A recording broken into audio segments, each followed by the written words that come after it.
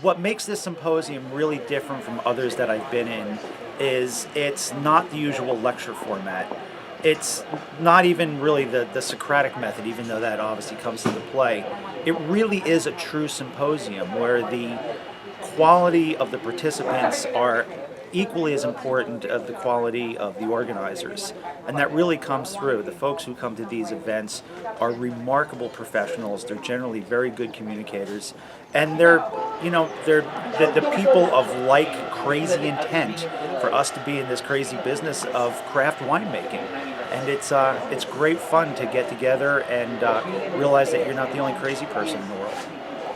So it's really kind of me and Rick leading the discussion, but this is not about us telling you what's going on. We're going to all figure this out together. Winemaking is a weird little juxtaposition of business and science. Because on the one hand, if you're a reputable scientist, you're going to wait until you're really certain of what's going on before you publish, because otherwise you look like an idiot. But in the wine industry, here come the grapes, and we're going to do something. And so we're always working from our best guess. I don't suppose we're going to say anything in this room for the whole weekend that's actually true. But we are going to put out our best guess and try to translate the scientific into the practical. And so we've been working pretty hard to try to figure out what the prevailing theories are. And so that's the way to work. It's interesting to see what problems that one winemaker faces in one region and how we can apply what they've been able to do to our region. Granted that there's different forces being put into place there, but learning what other people are able to do and being able to apply it to our own problems has been very eye-opening. I think that everybody seemed to come in knowing exactly what the agenda was going to be. Everybody had their topics ready, their problems ready. Everyone was able to stay on topic throughout the symposium, so the planning was great. I was asked to come to Portugal to do this symposium. And it really was just sort of an excuse for all the Portuguese guys to talk to each other, which they never do. And it just happened that we were playing them in the World Cup at the time. Which was really interesting because, if I don't know how much you know about that, but they managed to tie the score in the last 40 seconds of the game that was playing when we were doing the symposium. And so, but then they got eliminated, but then for us to advance they had to beat Ghana, and they did. And so it was a really interesting example, I think, of cooperation among competitors. And that's really what we're here to do. And so I got the soccer ball in Portugal to talk about what our work is. And it's not to agree. It is specifically that we must not agree. Because if we did, then all wine would be the same, and Robert Mugabe and Kel Jackson would kick our ass. We all have to do something unique. So let's just say this ball represents everything there is to be known about enology. And say I'm here. Well, I can't see what's going on in the whole universe of enology because I'm here. So most of it is blocked from my view. And if I go over here, then I can't see where I was over here before. You see the problem? Even no matter how tall I stand, I still can't even see half of it. So the way we can get a fix on what's going on here is for each of us to be where they are and to communicate. And that's what we're trying to do in this room this weekend. In this seminar, what we focused on is some of the vineyard aspects, which of course are very relevant to me as I'm a vineyard manager, but it's really nice to go someplace where the vineyard quality control and the winemaking are not seen as separate things. They're seen as a continuum. We had a great session early yesterday where we were talking specifically about irrigation techniques and about deficit irrigation and some of the standard methods we use and how that affects wine quality. And I was able to have that conversation with winemakers. So we were able to go back and forth saying, this is what happens in the vineyard, and then the winemakers are saying, this is how it expresses in the cellar. So it's that combination of really good theoretical, great resources, and being able to plug into colleagues who, quite frankly, are just an amazing group of people. Grenache, you never ripen. Outside of, aside from the fact that the harvest was unpleasantly early, it just never ripened. The skins are like a mosaic. And we're dealing with that, but probably the Grenache is not going to be ever bought.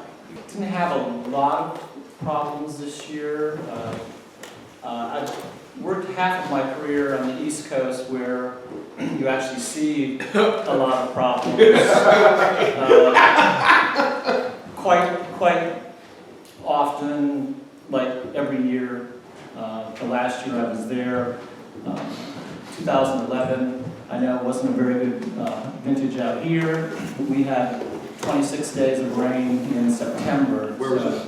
Virginia. So out here, I guess maybe I do have problems, but I consider them more minor problems than real big problems. With Clark's help, we're making some wines. We pulled in a couple tons of Zin and Cab that we're doing in Hillsburg. The challenge that we saw, especially with the Zin, was high pH, high titratable acidity, which caused my head to spin a little bit. My wife is going to grab a couple samples and bring them back. Originally from Hungary, and I'm just excited to be here. I'm meeting most of you guys, and still trying to figure out where I fall in that soccer ball. I am Ben Cooper. I'm with Cooper-Garrod Vineyards, and one of the issues we ran into this year was really low yield with our grapes. We had to stay on top of feeding them, but some hear other people's thoughts on that. This year I can say good harvest, but any problems. I see some different numbers with pH and TA or some of the varieties like 4 TA, no pH. So what is really interesting, so any input from the maybe wow, personally it will be good to know why is that, and I didn't know see these kind of numbers.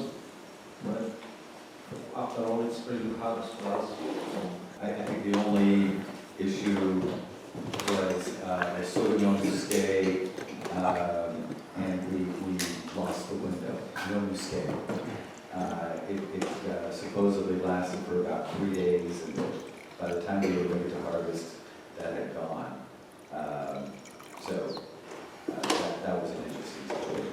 The other reason why I'm here is because I enjoy so much what Clark and Rick and Steve Krebs have to say, and I've been around these guys since '96, I think. Really good night. Yeah, on the block.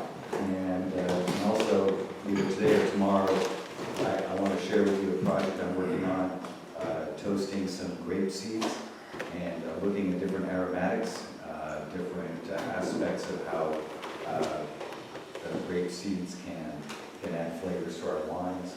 I think we all know that grape seeds have been the Lucifer in our wines, that we kind of looked at them as being the enemy, and I'm always the devil's advocate, so I figured I might as well see how we can turn this around and make these grape seeds our friends.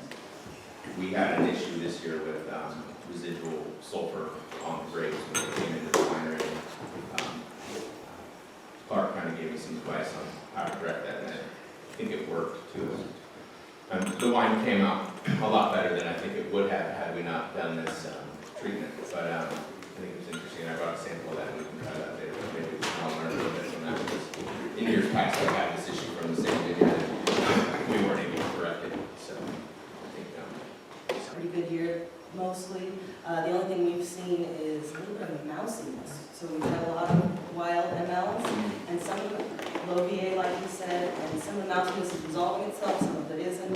That's really the only thing we've seen. That's from Lodi all the way through the Russian River. I decided to pick an easy year and have it be my first year of making wine. This is my first year making wine. But I've been growing grapes for about 18 years, and We had a little pH issue this year, slightly high, like over 4 still. And we're trying to work with it and just figure out we hear something from the water. I'm interested to learn more about depreciating alcohol. I had some weird alcohol conversions, so I'm wondering if that has something to do with it. Oh, you did? Yeah. Weird high or weird low? Weird low. Yeah. Yeah, weird converted like 0.53. So Had a lot of really slow fermentations this year, which is not entirely surprising. There was a high bears on some things, but it seemed like my usual bag of tricks wasn't really working, so I was curious if anyone had any. I did see very quick malolactic fermentations, spontaneous, and those that were added bacteria to it also went very uneventfully all the way through. I've seen very low malics, almost non-existent, mostly on the Cabernet from Armagnac Valley. Low alcohol conversions, yes, I did see that, which is kind of a welcome thing. Both in non-inoculated and inoculated fermentations as well. It was a mild summer and we kind of spiked up again and basically everything turned right all at the same time and the entire vineyard was ready to go. Really fast. I think this wine is really emblematic of sort of what we were seeing, not everywhere, but in a lot of places where, you know, it's got plenty of alcohol. To me, there's no raisining in the nose. It's got great color and fairly low tannin, and we've seen that across the board. Some, you know, down the South Coast, he was telling me it has 25% of the polyphenols in your name. Did you do a cold soak on this? Yes. You did cold soak for how long? 3 days. When it was harvested, the TA was 3.4. Okay, that was September 29th. By the 16th of October, it was 8.1. I have no explanation for that. Did you? But only problem we had, the polar vortex kind of kicked our butts pretty bad. Oh, yeah. We lost 700 vinifera. Pretty good reason not to grow them in Kentucky. But it's cyclical. Every 15, 16 years, we get a really bad frost for a week, or not a frost, just a 20-degree freeze. And the French Americans, not the French Americans, they're damaged a little bit, but the vinifera, unless they're healed up ridiculously high, you're going to lose them. So, kind of learned the lesson. We lost the Petit Verdot, Carmenere, and Petit Syrah. So I replanted it. So I figured 15 more years. I really enjoy these symposiums. This is actually the third symposium I've done with Clark. One was actually a little more technical wine and chemistry class, and this is the second symposium. A couple things I really enjoy about these symposiums. First and foremost is the group of people who it attracts. These really are kind of cutting edge thinkers. I mean, obviously anyone who's attracted to something called postmodern winemaking is going to be in the cutting edge community. And even though the symposiums do have an agenda and they do have a structure, the real value comes from being able to share with colleagues. And this isn't the usual lecture format. This really is a group of people coming together, having great sharing of information, sometimes really lively debates, but they all come out with a challenging of your current perspectives, an opening of new opportunities and resources that you didn't think were there or didn't know were there, and also building a base of fellow colleagues that we can work with. Well, first of all this is new, as far as, so I don't have any rules of thumb about anything. I'm not even sure it's really going to work, but it's sufficiently interesting to me that, just like somebody like Clark was saying about flash, I remember the first time I saw flash wines, and I remember thinking somebody just needs to grab a hold of this and make it a real product, and nobody did, and after 3 or 4 years I decided. So this is kind of the same thing, is the technology's been around for 3 or 4 years, Christophe's been kind of doing his thing, and the question of whether it's really going to work or not, I don't know. But I can tell you that what we started, that little fermenter, that picture I showed you, was held about, I don't know, it's probably 100 gallons. I started with water and a little bit of glucose and some mineral salts. And I think like 1 kilogram of Caprice de Mousse.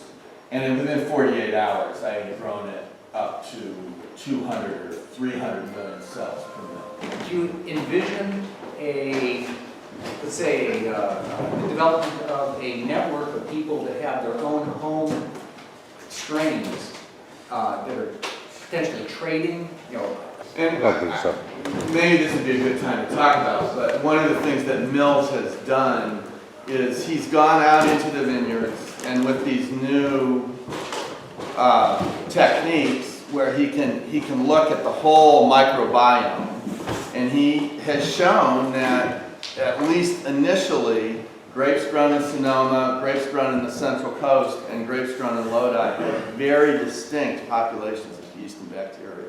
This actually gives us actual analytical tools where we might be able to say, okay, this really is a distinct terroir, just like you have a distinct microbiota that you walk around with. So I work at a winery that we actually isolated yeast from our vineyard, and it's now a commercial strain. You can buy it from Vinquery, and we actually use slants, and we don't use dry yeast that we rehydrate. So we'll build up our yeast cultures from slants. And we did an experiment this year. So after we had a few fermentations going on in the winery, we sent a juice sample to ETS, and we did multi-locus VNTR analysis, and that stands for variable number tandem repeat analysis. So we were able to look at 2 tanks that were side by side that were from the same vineyard, and in the early stage it was dominated by non-Saccharomyces stuff, such as like all kinds of like different, different stuff, and then we submitted 2 fermenting samples, and on the first, an in between and like one towards the end, and the one in between, one tank was dominated by Saccharomyces cerevisiae, the other one was half-half, and then at the end it was all Saccharomyces cerevisiae for both the tanks. And those tanks went native, but they were not the same strain of yeast that we used in the winery. Yeah. So, anyway. They were not the same strain of yeast that you... in the winery? Or? From the slang. That we get from the slang. Yeah, well, there's a New Zealand paper that I should have brought it, but that shows that basically it doesn't matter what kind of yeast you inoculate with, it's the yeast that's in your winery which finishes the fermentation. It's the strain of Saccharomyces that you have in your winery that when you look at the end of it, that's what's completely sugar. I put a yeast in, or I let my fermentation go native. They sample at 3 time points. The time point you have in the beginning is nothing like the time point you have in the middle. It's nothing like the time point you have in the end. Somebody does a native quote unquote native fermentation, and their entire fermentation was dominated by a commercial strain that they used 2 years ago. And then we've had it the other way where they throw in a commercial strain and we didn't find any of it in there. And when you go back and you look, well, how did you rehydrate it? And you have so-and-so not paying attention and cooked the yeast before they ever threw it in. So far, I'm not hearing anybody saying they're doing it for microbial complexity. Well, I mean, a lot of people do. I think a lot of natural fermentation argument is exactly that we're looking for nuance, right? But I didn't hear that yet. I would think that you would have to be careful. If we come back to the example of a creamery, nobody wants salmonella or E. coli in cheese. Right. And so when I talk about weeds, versus grass, there are noxious weeds, and then there are weeds that we can live with. Exactly. Okay? And the weeds that we can live with, we kind of stumble along and figure out that, these are okay. Yeah. But the goal is we want to make sure that we knock out quickly the noxious weed that is going to get us into trouble. Or outcompete. Or outcompete. And so... Well, some things in the right situation become noxious weeds, so everyone loves Enococcozoni for the malolactic fermentation, but if it happens at the wrong time, you're in trouble. Same thing with Saccharomyces cerevisiae. We all love it for doing our alcoholic fermentation, but we don't want to do it in the bottle afterwards. So if you have Lactobacillus conchii at 50 cells per mil and you're starting juice and you get your fermentation going fast, that alcohol jumps up high and it's done quick, it may not be a problem. But if you've got it stuck and you know you have Lactobacillus conchii at the beginning, you are in a situation like you said, you want to knock it out quick. I will say it's, you know, when conchii takes you through malolactic before the onset of alcoholic fermentation, it's a really clean malolactic. You know? It is. People have been making wine for how many years, bottling wine with thousands of cells per mil of residual Saccharomyces pneumococci, Acetobacter in their wine and having no problems. It's now that you can see these things that it's kind of alarming, but they've always been there. It's the situations where you don't want them to get out of control. I will tell you one thing, all of those strategies, including sterile filtration, I think are a really bad idea if you're planning to go back in the barrel. So you see a problem, and then you take your whole microbiome out, you better figure out a way to re-inoculate that stuff with something good, or you can get into real trouble in the cellar, particularly with Brick. I think it's also the case with the microbiota that we can see the microbiota, but we don't know what's important and what isn't. There may be bacteria or yeast in there that have no implication in wine quality at all. The other thing is, I think, you know, it's a big difference between making 2,000 cases of wine and making 1 million cases of wine. I like that that Clark, you know, laid out at the beginning that you know, none of what we all say, you know, may be true, and that we're not supposed to agree. I mean, I think it's a good place to come and struggle and kind of, you know, challenge how you look at the world and see what you can learn from someone else's perspective. And there's no, it's hard to do unless you get a bunch of people from different backgrounds, from different parts of the country, you know, in the same room. We do about 30% of our memoir with a 5-day cold soak, and the rest is a 2-day cold soak. And we're doing that to avoid extended maceration on the other end, to avoid POs particularly abundant in those small, very bitter tannins, and we really want to avoid that. But with the 5-day cold soaks, we tend to throw in a non-sac yeast, like Torreosporia, and that adds complexity. We also have untoasted wood chips in with it, so we do see a lot of middle body and just increased complexity with our 5-day cold soaks. And we're very, very good to getting those smooth Pinots, and we avoid that over-drafted thing at the end. You're getting a fundamentally different biota character from a sulfured cold soak than you might get from an unsulfured cold soak. Wasn't cold soaking first advocated by this guy Viereck in Burgundy? And I think wasn't his cold soak regime was like 30 days. I always kind of thought it was a function of, it started with Pinot Noir, and it was always like Pinot Noir fermented so quickly that you felt like you were getting cheated in your, you were getting cheated in your extraction time. And so what we'll do is we'll cheat on the front end and soak the grapes and get some extraction. And that's just mine. How the hell do you get a malolactic when you put in 200 per? You know, I actually bought some of those wines at auction, and I have to say that if the point of wine is pleasure, those are some of the least pleasurable wines I've ever drunk. Okay, so here we are at 14.8. Now understand that we're halfway through fermentation, so that means we've already put the sugar into the cell mass.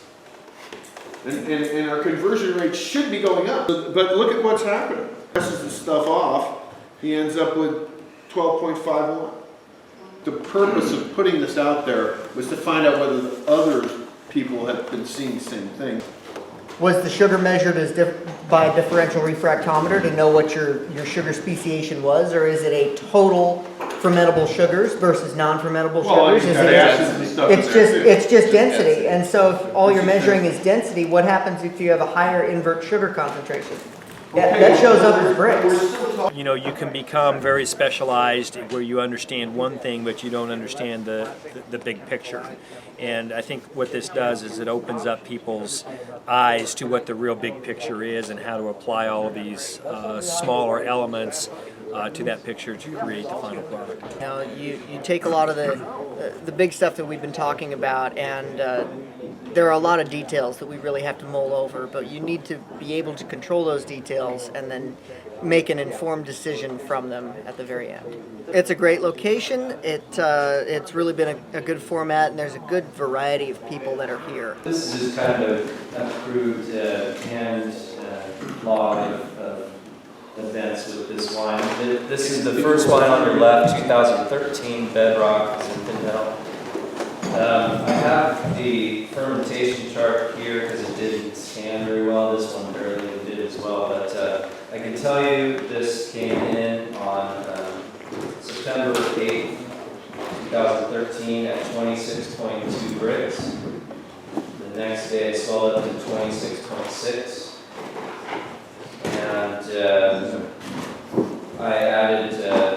I got it going that day because I was suspect of some microbial activity. 2% at least drop in alcohol.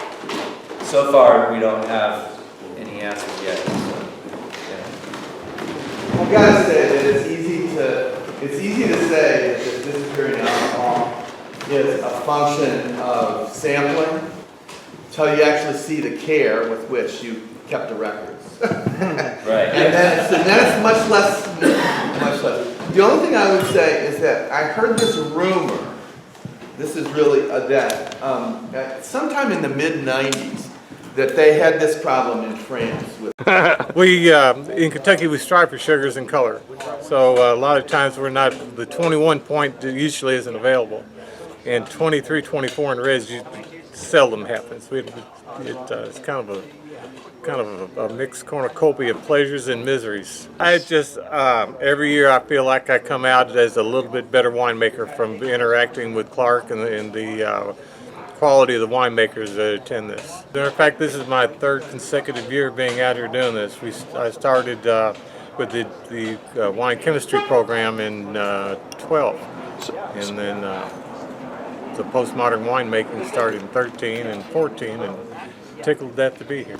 And these charts here show ozone in the air at 130 ppm as a time over concentration of what you can do to yeast, mold, bacteria, particularly like Vitis, gray mold, and stuff like that comes in off the grapes in terms of reducing it or eliminating it.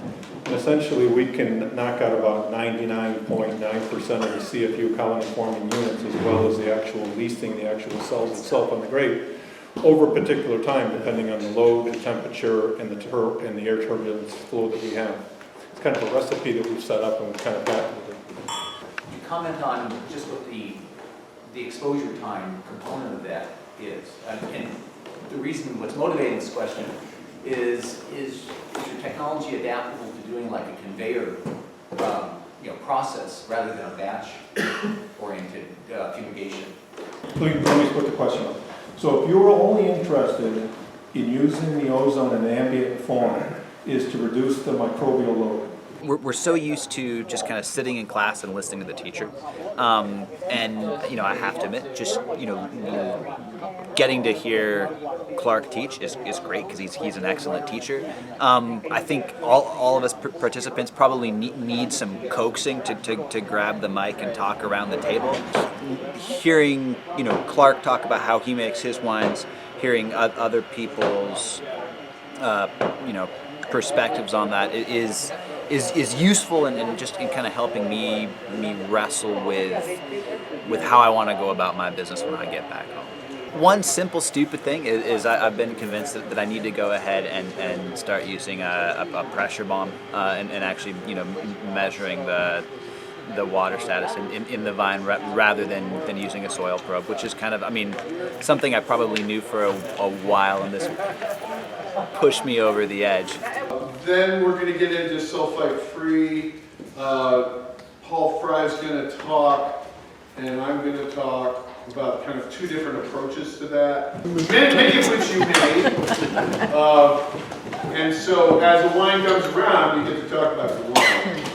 And then a whole bunch of other weird stuff I threw in there just to throw you off there. There's a lot of interesting topics, from sulfite-free winemaking to DNA fingerprinting, interesting topics on micro-oxygenation. Overall, I thought it was a pretty good conference. I think it's great that people that are at the symposium can contribute and share their knowledge and are able to ask questions and interact with the speakers, as well as speak on anything that they feel is important to the lecture. So I'm going to pass around these jars. On the tops of the jars are marked the number of minutes that these grape seeds have been toasted at. For me, I find like the 2 minute, the first one, just still has a lot of grapey character or something for me, kind of grainy character. The 4 minute, I feel it starts to get better than my favorite, the middle one, which was the 6 minutes. And then I feel the 7 and 8 starts to go down again. So for me, it's kind of like a bell curve, where it kind of progresses and then reaches a peak and then starts to come down. That's my. Any other thoughts? That's exactly what I drew was a bell curve. I got the exact same thing, that 2 minutes, still tastes like a slightly unripe grape to me. But at 6 minutes, the minute I stuck my nose in it, it was like, liking this. Nice and nutty, but not like burnt at all. And then when you taste it, you can taste it too. And then it goes away at 7 and 8. They were uninteresting to me. I've seen char. 7 and 8 makes them char. Yeah, See, I think that's that sugar degradation thing, like when you. It's funny that everybody picked that it just same. doesn't taste very good. So there's some really good news here in the Journal of Food Chemistry. This comes from our buddies at UC Davis. In the summary it says, these findings suggest that flavonoid-rich Chardonnay grapeseed flour induces cholesterol-lowering, anti-obesity, and anti-inflammatory health benefits, and the attenuation of hepatic steroids via regulation of gene expression related to cholesterol, bile acid, and lipid metabolism in liver and topsis tissue, which means that the liver stress and the calories you get from wine can be reversed by making flour and seeds. All right, we'll put your name in the hat for the craziest guy in the room. But you got some competition, starting with Paul Fry. I have to tell you that Paul came up to me in the mid-90s because he was curious about the aldehyde problem and just kind of like he had studied Singleton's work and he threw some theories at me about how micro-ox might work, and I told him I didn't know what he was talking about and he should go away. So what's interesting is we're not doing anything new. Most of the 8,000-year history of winemaking was with organic grapes and without sulfites added. And of course there's a book of Geoponica from the year 1000, which was a compilation of all the previous works by Mago, the Phoenician, Cato, Pliny, and all that was sort of condensed into the book Geoponica. So we look at, in the winemaking section of Geoponica, Geoponica is about all sorts of farming, and the winemaking section, there's absolutely no mention of sulfur. Now they did talk about fuming the cellar before harvest with different herbs, like rosemary or whatever, to freshen up the cellar, but there's absolutely no mention in the book Geoponica from the year 1000. So like I said, the next book we're trying to do is from the 1200. And then 2 years ago, we had the German student translate the famous Royal Decree of 1487, the German Royal Decree of 1487. But to my surprise, you could basically call the sulfur wine law because it's only about sulfur, right? Because it was introduced in 1449 and these regions started using it and overdoing it, so the regional quality was suffering. And then as far as the oxidation thing, you have to understand the wine phenolic chemistry, flavonoid phenols and whatnot, which Clark has talked so much about. Long tube introduces 1/10 the oxygen in short tube. So, like I said, the beer people. I think you make pretty good sense. Paul's 2001 West Coast Wine Competition is the best red wine in California. It was 7. What's the vintage of the Cabernet again? 2003. Yeah. So it's holding up pretty good. And like I said, we opened 25-year-old wines a few years ago, and it tasted great because it had that tannin to carry it, you know. I think we're so used to red wines being developed phenolically that it shows as being different. I see it a lot. I'm pretty sure you could resolve that with a little bit of oxygen. Yeah, then you know when you're making sulfite-free wines and you're using oxygen in the wine, you know it's a lady or tiger kind of choice. I mean, it can be. Yeah, I don't think so. Yeah, you have to know what you're doing. That would be good. Well, the other thing I noticed about sulfite-free wines, especially red wines, is that their fruit expression aromatically is often just over the top. I mean, just great. Yeah. You just get this explosive fruit. I was kind of expecting to hear, the great secrets of sulfite-free wines here, and we sort of had this like nonchalant, I just kind of make wine, I'm careful when I bottle it. So the question is, if you look at even other wineries that have great resources like Ponte or Summer, their qualities are all over the place. And occasionally you get a good bottle, and oftentimes you get not so good bottles. I've been drinking their wines for 15 years now. I've never gotten a bad bottle, and they range from good to very good. What's the difference? I mean, the only real difference I'm hearing from you is about you're really careful about bottling. Well, the grapes, of course, like people were saying earlier, grapes are important. Mendocino and all coastal California just makes some really good grapes. It's really hard to screw that up. You can't screw it up, but it's pretty hard to. Yeah. Do you think, you may not even know how to answer this, but do you think it's important that the organically grown, whether it's a source of minerality or whatever it is, do you think that fruit tends to be better suited to this type of winemaking? Yeah, I think so.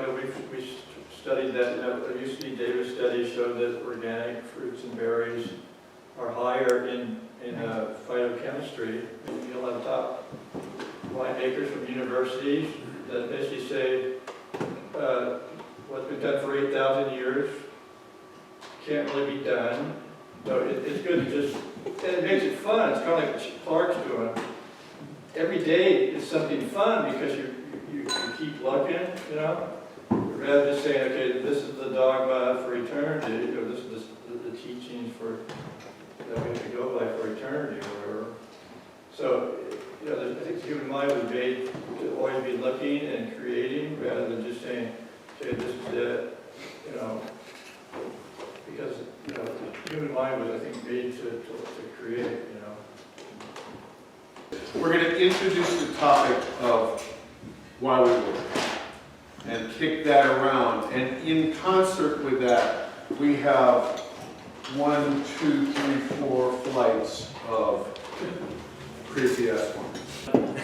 I got into business to actually, turn a profit doing this and whatnot. And I didn't find that there was enough room in retail shelves. I will say this.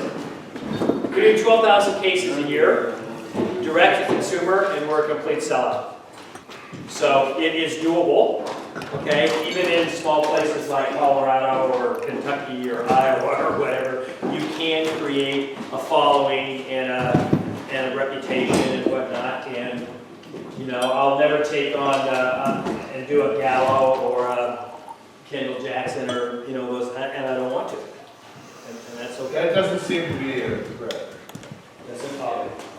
You are so inspirational, because that is totally nuts.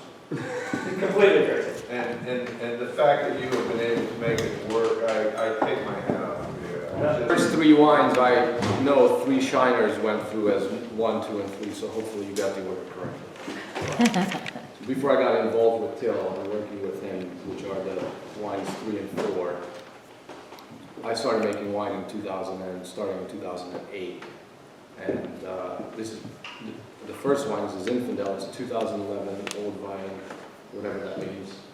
Dry Creek Valley Zinfandel. Dry Creek's a really interesting place it goes in. I feel like it's the closest thing to a Bordelais Zinfandel, or maybe Rock Pile is even also, but that, if the tannins, you know, when River Gaon was over here, he was talking about, I couldn't get him to like Zinfandel. I tried so hard. And he said, well, I guess these are nice picnic wines. But I think if he had gotten Rock Pile wines, it wasn't really very well planted in those days. It was 1990. But that you really, and these ones really show it, that you've got a classic Bordelais kind of tannin structure, which is, to me, a miracle for Zinfandel. Very, very difficult. I know you're not selling wine. Like you were talking about, what would you do if the commercial wasn't involved? So, I mean, there's a wonderful purity to what you're doing. That you can do any damn thing you want. Why do you want? I mean, what are you trying to do? If we completely pull the commercial aspect out of it, why do you work? Why are you doing this? What is it? What do you get out of it? And who drinks these wines? Friends, people we know, but what do we do with it? That's what wine's for. Does it get you laid? Sure. Yeah. Okay. Yeah, I would think so. I really like that wine. The second wine is actually a Stag's Leap District Cabernet Sauvignon. And I didn't make this one, my brother-in-law did. And I just wanted to bring it and share it and see what you think of it. It's a 2010 Cabernet. I think that the wine and music portion was very eye-opening. I think that that is a true piece that everybody should go to. I agree. Make sure to go to that. I agree. It blew my mind, and as a musician, I can tell you I was very impressed, and I left wanting to know more. I left wanting to hear more of Clark sing.